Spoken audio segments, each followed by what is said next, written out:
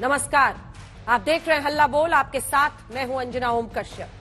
The Kashmir files. मुमकिन है आपके लिए ये एक फिल्म का नाम हो, लेकिन उन कश्मीरी पंडितों के लिए ये जिंदगी की तस्वीर है जिन्हें पलायन के लिए मजबूर किया गया। द कश्मीर फाइल्स देश के उन लोगों के लिए एक एहसास बन गया है जो कश्मीरी पंडितों के दर्द को महसूस कर रहे हैं। साथ ही द कश्मीर फाइल्स उन नेताओं के लिए सियासत का नया जरिया बन गया जिन्होंने पलायन के दर्द को हमेशा सियासी चश्मे से ही देखा। सुधांशु त्रिवेदी जी, राष्ट्रीय प्रवक्ता और सांसद भारतीय जनता पार्टी के, हमारे साथ स्टूडियो में पहुंच गए हैं। सुशील पंडित जी, कश्मीरी पंडितों का एक तरह से यहां पर नेतृत्व करते हुए उनका पक्ष रखेंगे। सलमान निजामी साहब, नेता कांग्रेस पार्टी के, हमारे साथ जुड़ गए हैं। इरफान हाफिज लोन साहब, कश्मीरी एक्टिविस्ट, हमारे साथ जुड़ेंगे। निजामी साहब, मतलब कौन सी मिट्टी होती है जिसको ये दर्द नहीं छू पा रहा है? ये क्यों इस फिल्म, इस दर्द के खिलाफ क्यों बयानबाजी कांग्रेस पार्टी के एक नेता कर रहे हैं? क्या वजह है? इन आंसुओं को क्यों झूठा साबित करने में पूरी की पूरी पार्टी लग गई है? देखिए, जो 1990 में हुआ हमारे कश्मीरी पंडित भाई बहनों के साथ, हमें उसका खेद है, लेकिन राजनीति क्यों हो रही है? उसमें यह क्यों नहीं दिखाया जा रहा है कि बाकी धर्मों के लोग भी मारे गए? और अभी भी जब भाजपा उस वक्त सरकार में मारा, उनको किसने मारा? आतंकवादियों ने। पाकिस्तान का कहीं नाम ही नहीं है। आप पाकिस्तान को क्लीन चिट दे रहे हैं। मतलब कश्मीरी पंडितों को सिर्फ, एक सेकंड, काउंटर क्वेश्चन, क्या कश्मीरी पंडितों को सिर्फ आतंकियों ने निकाला? वहां पर जितने लोग थे अन्य कश्मीरी, वो उनको रोक रहे थे, वो उनको बचा रहे थे। बहुत सी स्टोरीज ऐसी हैं। आप जाइए ना जम्मू के माइग्रेंट कैंप में जाइए। हमने तो 10 स्टोरी सुनाई सर, जिसमें वो कह रहे हैं कि हमारे पड़ोसियों ने मदद नहीं की। देखिए, उस वक्त बंदूक का डर था सभी को। जो आतंकवादी थे वो मस्जिदों में घुसे थे, ऐलान कर रहे थे। प्रूफ लाइए ना। आपने 2019 में सुप्रीम कोर्ट में पिटीशन फाइल की, सुप्रीम कोर्ट ने उसको रिजेक्ट किया। मैं तो कह रहा हूं जल्दी से, वो कह रहे हैं, ठीक है सुधांशु जी, वो कह रहे हैं, ठीक है। मैं एक नियम रहेगा, कोई भी एक दूसरे के ऊपर नहीं चिल्लाएगा इस डिबेट में। बहुत संवेदनशील मुद्दा है, अपनी अपनी बारे में बोलिएगा। सुधांशु जी, वो कह रहे हैं अधूरा सच है, वो कह रहे हैं वो आतंकी थे जो मस्जिदों से ऐसे ऐलान कर रहे थे। इस पर जवाब। देखिए, मैं पहले तो कहना चाहूंगा, कश्मीर की फाइल्स का सच कश्मीर का तो बहुत अलग है। भारत का एकमात्र राज्य है जिसका वही नाम है जो प्राचीन काल में था, बाकी सबके उत्तर से दक्षिण तक बदल गए। यह भारत का एक, मतलब नीलमत पुराण से लेके और कल्हण गिराज तरंगी, भारत का एकमात्र राज्य। जाके चेक करिएगा, अगर किसी राजा के बारे में कहा जाता है अलेक्जेंडर ऑफ इंडिया, तो वो कश्मीर का राजा ललितादित्य मुक्तापीठ, जिसने कश्मीर तक शासन किया। आजादी मिली, उसके बाद उसी राज्य का एक हिस्सा। हम ऐसे विचित्र देश थे कि हम बड़े मुल्क हैं, जीत रहे हैं, हमने सीज फायर कर दिया, चलो वो भी बात। उसके बाद एक ऐसा राज्य बना जहां घाटी में 90% जो लोग थे वो माइनॉरिटी स्टेटस था, और जो 5% थे उनके पास मेजॉरिटी स्टेटस था। अब मैं आता हूं कि उन लोगों के साथ जिस ढंग का जुल्म हुआ, जिस ढंग का कत्ल हुआ, उसके बाद दुनिया में एक लौता देश जहां पर कि जिसके साथ जुल्म हुआ उसको ही मुजरिम करार दिया गया, और जो गुनहगार थे वो गांधीवादी बन गए। तो आपकी पार्टी इस फिल्म का प्रचार किस मुंह से कर रही है सर? वीपी सिंह को समर्थन दे रही थी कि नहीं बीजेपी? उस वक्त सरकार किसकी थी? जगमोहन जी वहां पर थे उसके। तो आप किस मुंह से, आप प्रचार क्यों कर रहे हैं इस फिल्म का, ये बताइए जरा। चलिए, मैं वो भी बता देता हूं। ये बताइए, कश्मीर में 15 अगस्त और 26 जनवरी को गवर्नर के द्वारा भी झंडा फहराना संभव नहीं हो पाया। झंडा कब फहराना रुका? 1988 में। किसकी सरकार थी? राजीव गांधी की सरकार। जस्टिस गंजू की हत्या कर दी गई। हाईकोर्ट के जज की हत्या कर दी जाती है। आपको लग रहा है कि वो 1-2 दिन में हो गया था? हाईकोर्ट के जज की हत्या हो जाए और उसके बाद 4 घंटे तक उसका कोई शव उठाने के लिए नहीं आए, किसकी सरकार थी? और जगमोहन साहब गवर्नर थे वहां, राजीव गांधी के सरकार द्वारा अपॉइंटेड। और मैं पुराना बताता हूं, 13 अक्टूबर 1983 83 का वर्ल्ड कप जीतने के बाद वेस्ट इंडीज की टीम भारत आई। एक वनडे श्रीनगर में भी हुआ था, और सुनील गावस्कर ने अपनी किताब में लिखा है, इंडिया वेस्ट इंडीज के मैच में पाकिस्तान जिंदाबाद क्यों लगने लगा? हम मैच हार जाते हैं, इंडिया मुर्दाबाद लगता, समझ में आता, पाकिस्तान जिंदाबाद लगने। किसकी सरकार थी भाई? बीजेपी का तो नामो निशान नहीं था। ऐसा कहते हैं कि 4 दिसंबर 1989 को वीपी सिंह की सरकार आई और 19 जनवरी 1990 को नरसंहार हो गया, सब कुछ 40 दिन में हो गया। ये बचकाना तर्क जो कहते हैं, मैं उसके लिए, देखिए, जो कश्मीरी हिंदुओं का दर्द है, मैं एक लाइन कहना चाहूंगा। जो लोग आज कहते हैं ना इसमें राजनीति है, इतना दुख होता है कि मैं एक पंक्ति कहना चाहूंगा, बहुत जुदा है इस दर्द की कैफियत मेरी, बहुत जुदा है इस दर्द की कैफियत मेरी। इधर मेरे दर्द की इंतहा नहीं हो, तू कहता है कि जख्म दिखता नहीं। तू कहता है जख्म दिखता नहीं। छोटा सा जवाब। हमने जख्म खाए हैं अपने कश्मीरी पंडित भाइयों के साथ, हमें मालूम है वहां क्या हुआ। आप इनको बताइए। ये कह रहे हैं कि ये धर्म की बात है। सबसे पहला व्यक्ति जो पाकिस्तान की बंदूक का शिकार हुआ वो यूसुफ हलवाई था, वो मुसलमान था। उसके बाद बटाली साहब के पास, उसके बाद कश्मीरी पंडित मारे गए। और इनको बताइए, आप 370 आपने हटाया, आपने दावा किया कश्मीर में आतंकवाद खत्म होगा।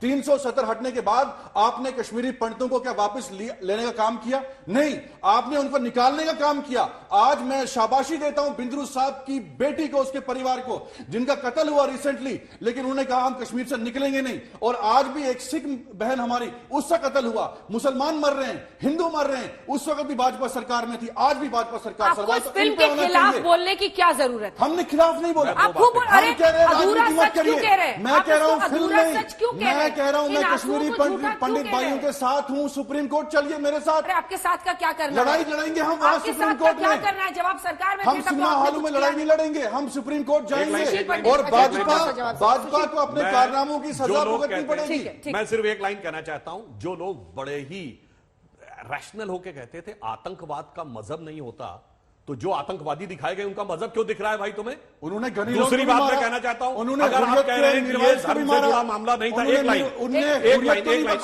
करें। कश्मीर में सैकड़ों मंदिर तोड़े गए, एक मस्जिद बताइए जिस पे अटैक किया गया हो।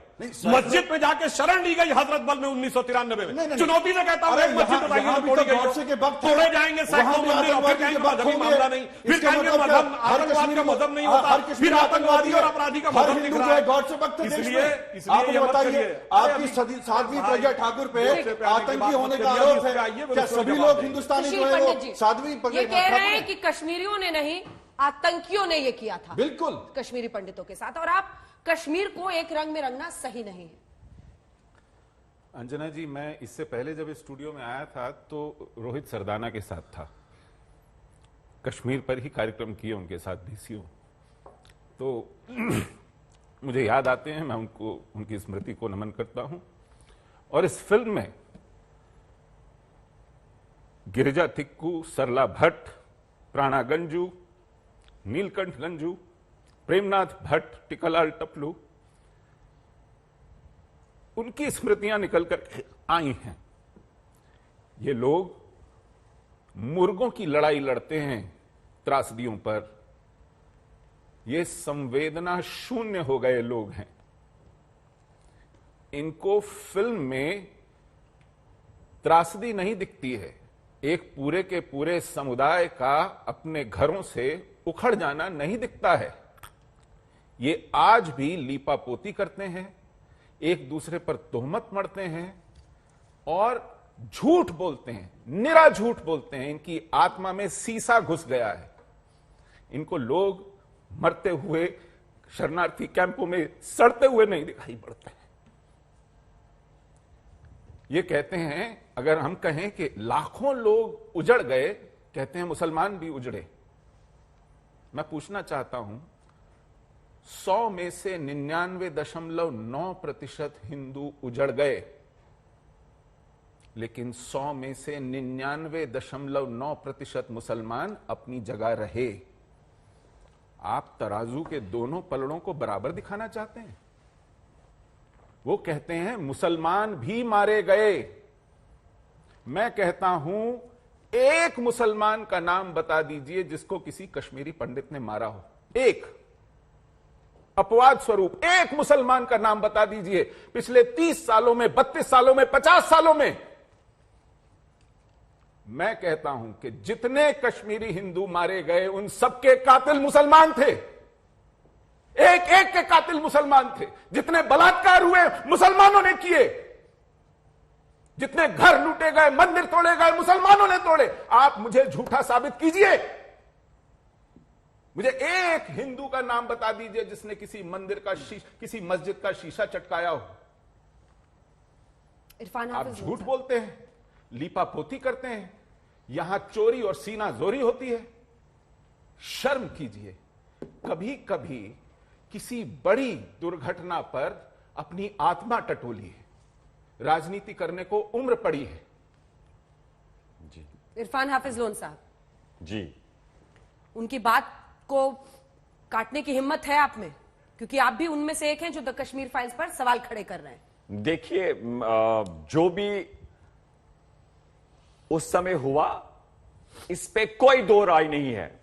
उस पे सबको निंदा करनी और सबको दुख है। और जैसे पंडित जी ने कहा कि जितने जहां जितने वहां पर लोग मारे गए अभी तक हजारों में मारे गए। मैं नहीं कह रहा हूं, सरकार का कहना है कि हजारों में मारे गए। अंजना जी, हकीकत यह है, बदकिस्मती है, मानवता का कत्ल वहां पर हर दिन होता है। हजारों में लोग मारे गए और उसमें मेरे कश्मीरी पंडित भी 1% है। आप मेरी बात समझ रहे हैं?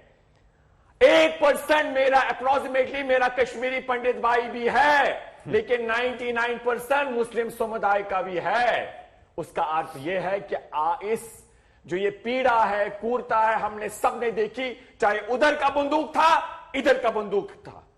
हमें आपत्ति इस चीज से नहीं है। इधर का बंदूक किसका था? जी मैं बताता हूं आपसे। अंजना जी, इंसाफ करिए। आपने देखा होगा कुछ महीने पहले अल्ताफ, एक निर्दोष शहरी, आईजीपी पुलिस कहता निर्दोष है, उसकी लाश को रात में दफनाया जाता है और उसकी बेटी प्रदर्शन करती है, छोटी मासूम बच्ची, अब्बू की लाश। तो वो कहां की गोली थी? वो कहां का जुल्म था जो कुनन पोशपोरा में महिलाओं के साथ बलात्कार हुआ? आज भी जाइए, आप एक वरिष्ठ पत्रकार है, आप वहां जाइए, उनकी पीड़ा सुनिए। गौ कदल में 100 से ज्यादा निर्दोष, गौ कदल श्रीनगर में जगह का नाम है, उसे कहते हैं जलियांवाला बाग, वहां लिखा गया है आज। वहां किन्होंने मारा? हंदवाड़ा में, मैं सोपोर जहां रहता हूं, 6 जनवरी मेरी अपनी सखी, मेरी बहन थी, मां मेरी बहन थी, 1 साल की शादी हुई थी, 6 जनवरी उसका शौहर अपनी दुकान पे था जब 80 से ज्यादा लोगों को मारा गया। ठीक है पंडित जी, और आप ऐसे करते हैं, जिसका नाम होगा वही बोलेगा। जी ठीक है पंडित जी। अंजना जी, हाँ।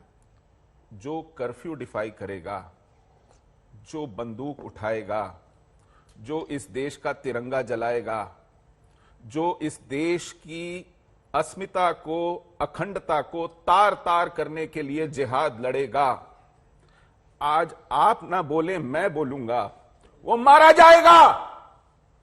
वो 1 हो, 10 हो, 100 हो, 1000 हो, 1 लाख हो, मारे जाएंगे।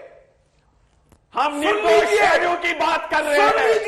अल्ताफ एक सेकंड, जो इंशा निर्दोष थी, उसकी आंखों में पेंट लगाया, 6 महीने की बच्ची इंशा को इंसाफ दो, जिसको अंधा किया। पंडित जी, सुशील जी, इंशा को इंसाफ दो, वो आज भी अंधी है। वैसे ही बहुत सारे बच्चे वहां पर अंधे हैं, उनको इंसाफ दीजिए। बच्चों के हाथों में पत्थर वो अपने घर में बैठी थी, 6 साल की बच्ची है, अंधा कर दिया उसको, स्कूलों को आग लगाई। ठीक है, आपने पूरी की पूरी जेनरेशन को, पीढ़ी को दिमागों में जहर भरकर शौके शहादत, ये अफीम चटाई आपने, शौके शहादत लगा दिया आपने। और जब वो मारे जाते हैं तो फिर आप उनका रोना रोते हैं। यहाँ तो उनकी आवाज आने दीजिए, एक सेकंड। मारे जाते हैं आप उनका रोना रोते हैं प्लीज, और उनको कहते हैं शौके शहादत है, जन्नत नसीब होगी, पूरे कुनबे के लिए जन्नत का रास्ता आप बनाएंगे।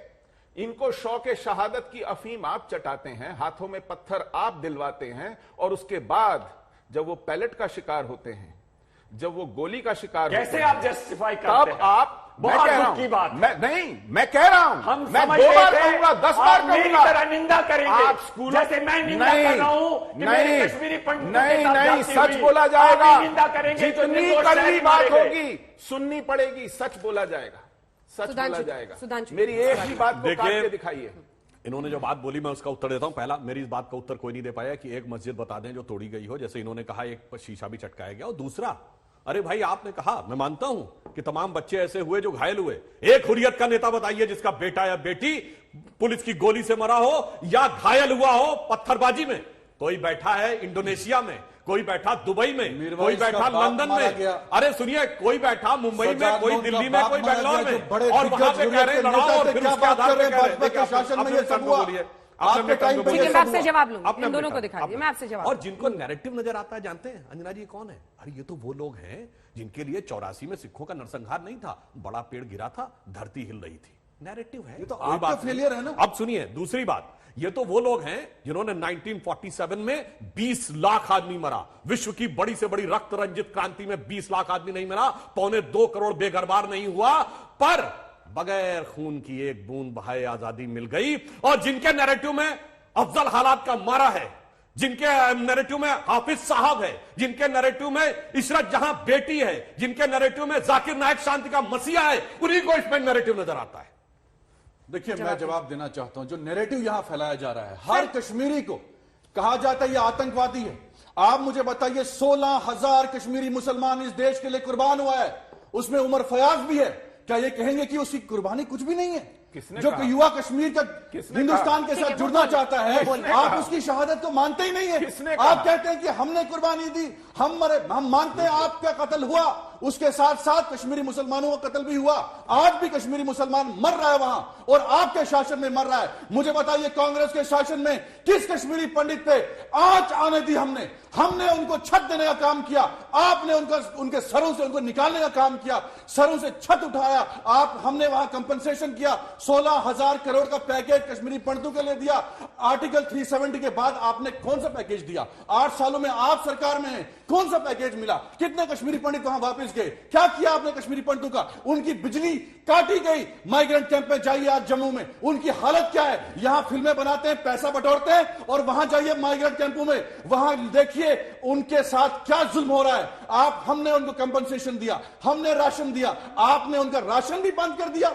ये क्या दिखा रहे हैं कश्मीरी पंडितों को? एक सेकंड, आप जवाब दीजिएगा। अगर कश्मीरी पंडितों को इस फिल्म के जरिए लग रहा है कि एक उनकी सच्चाई कम से कम दुनिया के सच्चाई नहीं, नफरत फैलाई जा रही है। ये नफरत फैलाई जा रही है। पंडित कश्मीर में रह रहे हैं, मोहब्बत से, प्यार से आप दूरियां बना रहे हैं। आप यहां बैठ के पैसा कमाने के लिए उनको अलग कर रहे हैं। मैं चाहता हूं कि कश्मीरी हिंदू हो, कश्मीरी मुसलमान हो, हम मोहब्बत से रहें। जैसे बिंद्रू साहब का परिवार आज कश्मीर में मर रहा है, उनके बाप का कत्ल हुआ, लेकिन वो वही हैं, वो मुकाबला कर रहे हैं। मैं सलूट करता हूं उस परिवार को। आप कह रहे हैं कि कश्मीरी पंडितों को वहां से नहीं निकलना चाहिए था, मतलब वो मार, वो पीट, वो हत्याएं, सरकार का फेलियर है ना।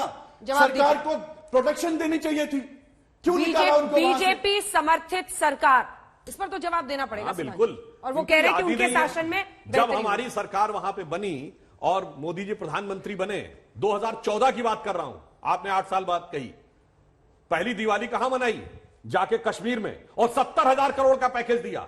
महबूबा मुफ्ती की सरकार थी, हम लोगों ने कश्मीरी पंडितों के लिए वहां पर एयरमार्क किया। जब वो इस बात के लिए तैयार नहीं हुई तो कहती है, वो कहती है, मुझे बताइए ना, बोलिए, मुझे बताइए कि आपने किसी बीच नहीं, मैंने नहीं बोला, आप जो बोल रहे थे कोई भी आपत्ति थी। अब वो क्या कहती है? अपने घरों में जाए। अरे हजारों कश्मीरी पंडितों ने कहा पूरे पूरे मोहल्ले जला दिए गए, हम क्या जाए, हमने जगह मार्क की, वो नहीं करने दिया गया। अब 2019 के बाद, सुनिए, 2019 के बाद अब एक अंतर आया है। अंतर ये आया है कि सुनिए, पहले एक हुजूम निकलता था जुमे की नमाज में, और वो किसी को भी मार देता था, चाहे इंस्पेक्टर अयूब पंडित क्यों ना हो। मैं ये नहीं कहता कि मुस्लिम नहीं मरे, कर्नल फैयाज मरा। छोड़िए, क्या तरीका है भाई? मैं तो आपके बीच में नहीं बोल रहा था। बोलिए। लेफ्टिनेंट फैयाज, औरंगजेब मारा गया, कितने लोग गए इनके नमाजे जनाजा में? अब 2019 के बाद जो लोग शहीद होते हैं, उनके नमाजे जनाजा में लोग जाते हैं। और अंतर ये आया है, अंतर ये आया है 2019 के बाद। सुनिए, आप ये कहते हैं, समर्थक आप ये कहते हैं कि कश्मीरियत की लड़ाई थी, जाकिर मूसा ने ऐलान किया, कहा ये कोई कश्मीरियत की नहीं है, इस्लामी खिलाफत की लड़ाई है, सारे लोग चुप रहे।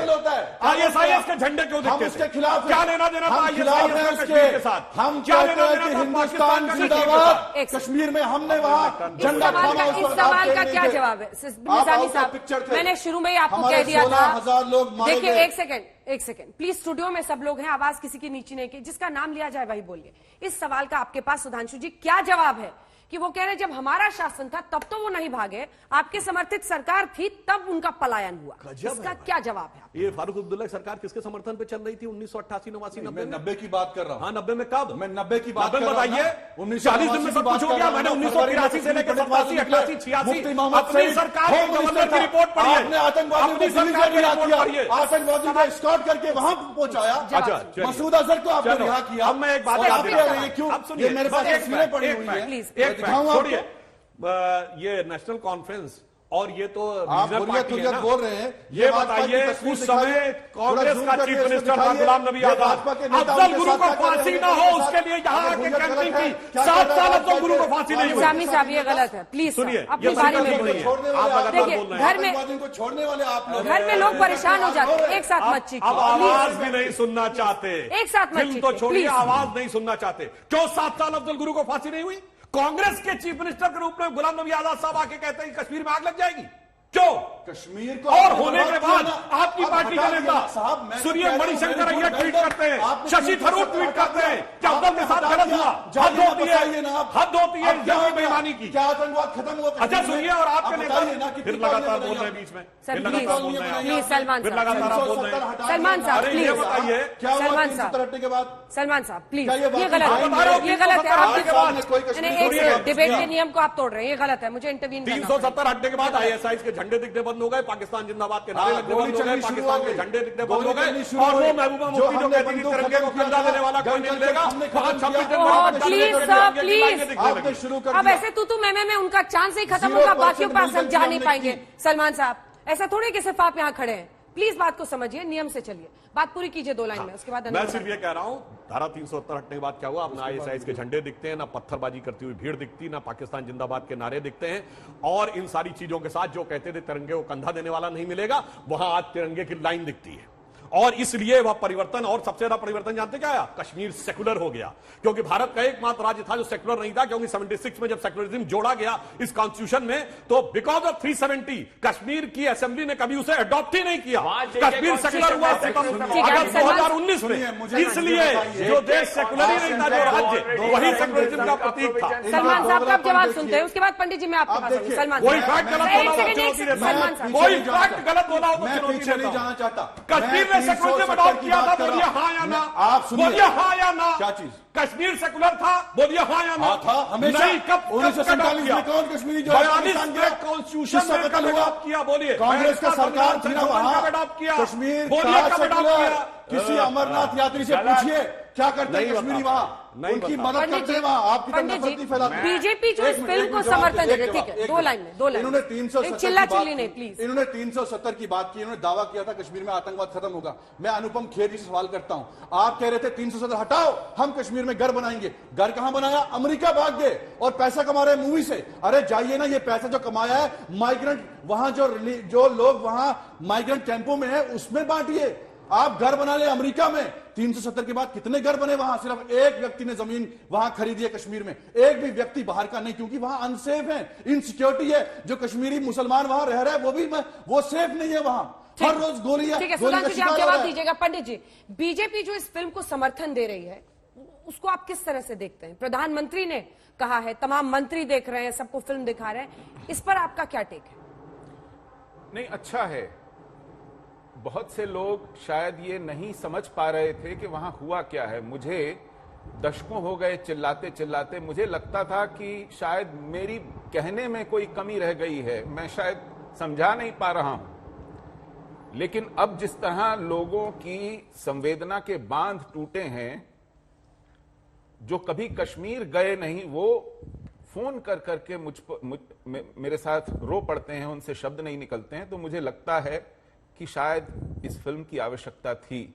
लेकिन फिल्म से भी ज्यादा देखिए, मुझे डर यह है कि कल परसों 2 हफ्ते 3 हफ्ते महीने भर बाद जब फिल्म पर्दे से उतर जाएगी, कुछ समय बाद ये मुद्दा भी लोगों के दिलों से फिर उतर जाएगा और जिंदगी वैसे ही ढाक के 3 पात चलने लगेगी। सुधांशु जी हैं, सांसद हैं, क्या कहेंगे आप? हाँ, तो मैं एक बात कहना चाहता हूं, 2-3 छोटी छोटी बातें, ज्यादा समय नहीं लूंगा।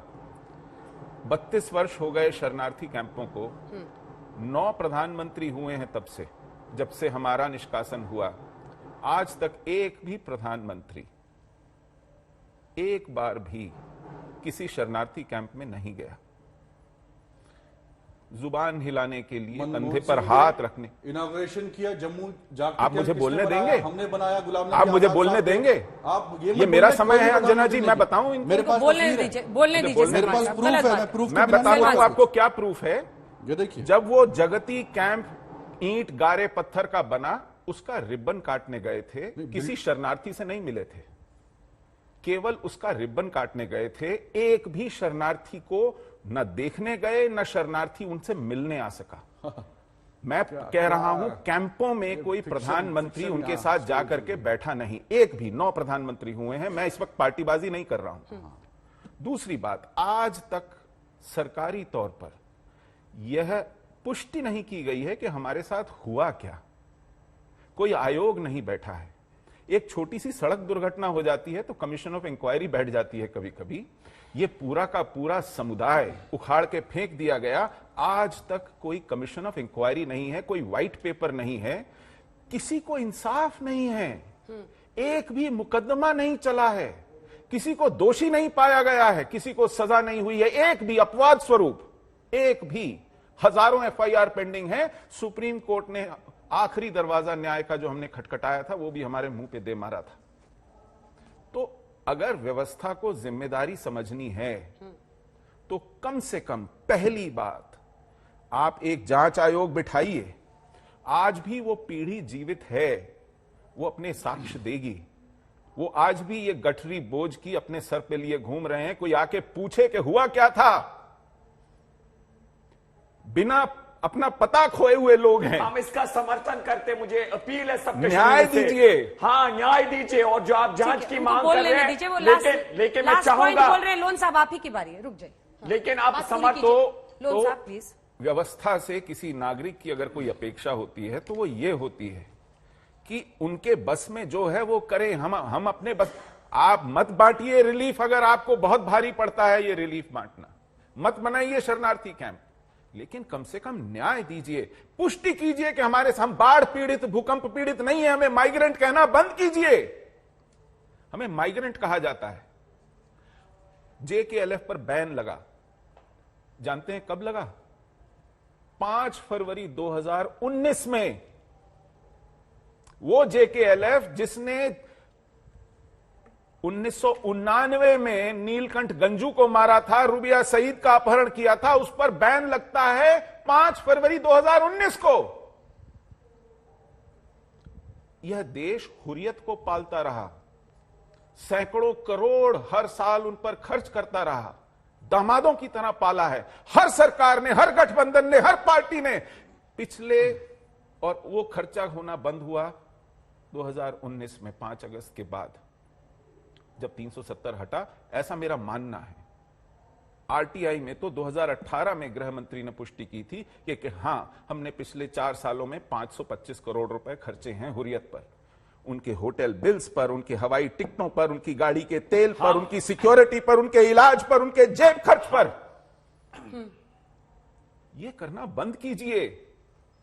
हमारी व्यवस्था से ये अपेक्षा है, हमको बहुत बड़ी अपेक्षा। 2 बड़ी बातें उन्होंने कही है, मैं सुधांशु जी से पर रिएक्शन लूंगी। लोन साहब, देखिए, मैं यही जो इन्होंने मांग की है, हम इसके साथ है कि इस पे जांच होनी चाहिए, इनको इंसाफ मिलना चाहिए। और जो कश्मीरी पंडित भाइयों के साथ हुआ उसकी खाली निंदा नहीं, हम सबको संघर्ष करना चाहिए, उनको इंसाफ मिले। लेकिन उसके साथ साथ हम ये चाहेंगे कि जो वहां पर इस वक्त association parents of disappeared association है, जो डिसअपियर हो गए हजारों में हमारे नौजवान, उनके जो वालिदैन प्रदर्शन लगातार कर रहे हैं, उनको भी इंसाफ मिले। पंडित जी एक मानव अधिकार होने के नाते जो उनका था वायलेट हुआ, इनसे मैं गुजारिश करता हूं उनकी इंसाफ के लिए भी आवाज उठाइए। और उसके साथ साथ जो मथिल एनकाउंटर, जो शुपाएं फेक एनकाउंटर, जो पथरेबल फेक एनकाउंटर, जो गांव कदल हुआ, जो हंदवाड़ा मैसेकर हुआ, जो इंशा और छोटे छोटे बच्चे वहां अंधे, मैं सिविलियंस की बात कर रहा हूं, मैं उनकी बात नहीं कर रहा हूं जिनके हाथ में बंदूक था या जो प्रदर्शन कर रहे हैं। मैं कह रहा हूं, हालांकि अगर कोई प्रदर्शन भी करता था उस पर गोली नहीं मारनी है। मैं कह रहा हूं जो निर्दोष लोग मारे गए, क्या पंडित जी आप ये मांग करेंगे, क्या आप इसके लिए मांग करेंगे कि जो कश्मीर फाइल्स है इसी तरीके से वो एक इंक्लूसिव बने जहां पर हम सबका दर्द दिखाया जाए? क्या आज आप कुनन पोशपोरा जिन महिलाओं के साथ रेप हुआ रात को, क्या आप उसके लिए रिकमेंड करेंगे, गुजारिश करेंगे, चाहेंगे कि उस पर भी एक मूवी बने? जवाब दीजिए पंडित जी। मैं जवाब दूंगा आपको। मैं हर अन्याय की जांच के पक्ष में हूं, लेकिन मैं एक छोटा सा सादा सा प्रश्न पूछना चाहता हूं। मैं जब अपने समुदाय के कश्मीरी हिंदुओं के लिए न्याय की मांग करता हूं, तभी आपको ये मांगे क्यों याद आती हैं? तभी आप पलड़े को बराबर करने की कोशिश क्यों करते हैं? ना ऐसी कोई बात नहीं है। आप क्यों नहीं ऐसी देखिए पंडित जी किस तरीके से, मैं सुधांशु जी को भी बताना आप चाहूंगा, पलड़े को बराबर करने की जब कोशिश शॉटिंग मैच करते नहीं। मैं आपने बोला किसी ने बीच में टोका आपको? चलिए बहुत आराम से, किसी ने टोका? ठीक है, मुझे डर लगता है क्योंकि मैं हमेशा देखता हूँ मुझे टोका जाता है, इसलिए मेरी कैसी बात आदत कर बन रहे गई है। आपकी बात आप पे नहीं ये बोल तो रहा हूं। कमाल ही कर दिया। देखिए, मतलब एक तो आप देखिए, सबको टोक रहे हैं, ऊपर से सुधांशु आप जी कह रहे से हैं मेरा कि टोके प्रश्न मत। है, पंडित जी की और बात नहीं पंडित जी पूरी से हुई है। मैं तो लोग बस साहब। मैं मुकम्मल कर फिर रहा आप फिर ये गलत मेरी कर रहे हैं। इनसे ये गुजारिश गलत है कि जिस तरीके से आप कह रहे हैं, जैसे इन्होंने मस्जिदों का नाम लिया कि भाई, या बाकी लोग कल से कह रहे हैं कि भाई पूरा कश्मीर इन्वॉल्व था, मैं कह रहा हूं चाहे बीजेपी की सरकार या इससे पहले सरकार, उनका यह मानना है आज की डेट में ऑफिशियल स्टैंड जो सरकार का है कि जम्मू कश्मीर में चंद लोग हैं जो हिंदुस्तान के विरोध में है, बाकी पूरा कश्मीर हिंदुस्तान के साथ है, दिल के साथ है। ये बिल्कुल कंट्राडिक्ट करता है गवर्नमेंट की ऑफिशियल पोजीशन को जब ये कहते हैं कि पूरा कश्मीर, वो कहते हैं कि 90 में भी कश्मीरी हमारे साथ थे, आज भी है, और ये कहते हैं नहीं जी ये पूरा कश्मीरी इसमें इन्वॉल्व था। अब इनसे पूछ ले। हाँ पूछिए, इनसे उत्तर मांगे। Thank you so much. ये सरकार की जो और भी लोग बोल सकते हैं ना लोन साहब जी, और लोग यहाँ बोल सकते हैं ना। अंजना जी, मुझे बीच में तो समझ नहीं नहीं टोकेंगे। आता है कि जब ये सारे लोग इतना लंबा खींचते हैं तब आपको कोई दिक्कत नहीं होती है। मैं बोल देता हूं हमेशा आपको दिक्कत होती है, मुझे पता नहीं अभी क्या तो सलमान साहब भी कह रहे हैं आप ही ने खींच दी है लंबी, पता नहीं हमेशा, चलता। आज ही जब नहीं, खुद अंजना- बोलते ना, चलिए जब खुद बताओ। बोलते हैं ना वकील साहब, तो पता नहीं चलता है जल्दी से। पंडित जी 2 लाइन में, चूंकि वो उन्होंने स्पेसिफिकली कहा है। नहीं, मैं सिर्फ इतना कह रहा हूं कि ये अजीब आदत है कि आप एक त्रासदी को पलड़े में दूसरी त्रासदी रखकर कैंसिल करना चाहते हैं। ये एटीट्यूड, ये धारणा, ये शैली ठीक नहीं है। चलिए उसको छोड़ दीजिए, आप जो मैंने मांग करी है वो करिए मांग आप। नहीं, मैंने तो वो मांग की है। और मैंने निंदा करिए कुनन पुष्पोरा, इंशा का, अल्ताफ जो मारा गया, जिसकी बेटी कह रही है। अंजना जी बस मैं मुकम्मल लोन साहब, मैं आगे एक नहीं सेकंड, बोलूंगा। मैं कहता हूं पूरे विश्व में कहीं पर मुझे शर्मिंदा होना पड़ता है, क्योंकि मैं इस देश को मानने वाला हूं। मैं देश हित में बात कर रहा हूं कि जब एक आदमी मारा गया, निर्दोष था, उसकी लाश उसकी बेटे परिवार को नहीं मिली। ये मदर की ऑफ शुरुआत ऑल से ह्यूमन राइट लेकर वायलेशन। शो के अंत तक मैं देख रही हूँ, आपके आंसू नहीं थम रहे। नहीं, मैं वालिद मारे गए थे, पूछिए क्या मुस्लिम होने की वजह से मारे गए थे? बोलिए बोलिए। नहीं, ये मुस्लिम होने की वजह से मारे गए थे क्या? ये भी तो विक्टिम है। ये मानेंगे नहीं, नहीं मानेंगे नहीं। मुस्लिम होने की वजह से नहीं, वो देश के साथ खड़े थे इसलिए। जो देश के साथ खड़ा होगा वो मार दिया जाए। आप तो उसको भी तो नहीं मानते। काहे आप उसके अंदर आप अपना तो देख उसको भी रहे नहीं हैं? मानते। आतंकवादियों में मुस्लिम क्यों दिख रहा भाई? नहीं। कहिए कि वो आतंकवादी था, बल्कि आपको तो खड़े होकर बाहर निकलना चाहिए आतंकवादी था। कि मेरी पाकिस्तान बिरादरी उसके का पीछे कोई था। लेना देना नहीं, पाकिस्तान कोई में लेना आतंकवादी देना नहीं था। उनके साथ, बजाय उसके आप जिस छाती ठोक के पाकिस्तान- खड़े हो रहे जिस हैं। पाकिस्तान- नहीं, वो तो हमको दिखाया जिस जा रहा है, पाकिस्तान हमको को क्यों आप दिखाया जा रहा है? वहां नवाज शरीफ के घर जाते हैं, उसी पाकिस्तान ने वो काम किया। आप जवाब अब दें। एक पंडित उसका जी तो नाम बोल नहीं रहे लेंगे हैं। बोल रहे हैं उसके बाद। पंडित जी क्या मैं बोलूं? देखिए, मेरे महत्वपूर्ण सवालों का उत्तर ही नहीं दिया इस नहीं, विषय आपको पर जब ये उठता है, फिर आपको ये हाई डेसिबल ये सुनना पड़ता है।